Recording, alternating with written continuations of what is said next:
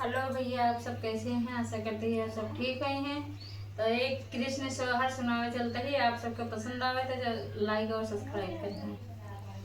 सोने के कटोरिया में दूध भात गोदिया कन्हैया पूत गोदिया कन्हैया पूत हो।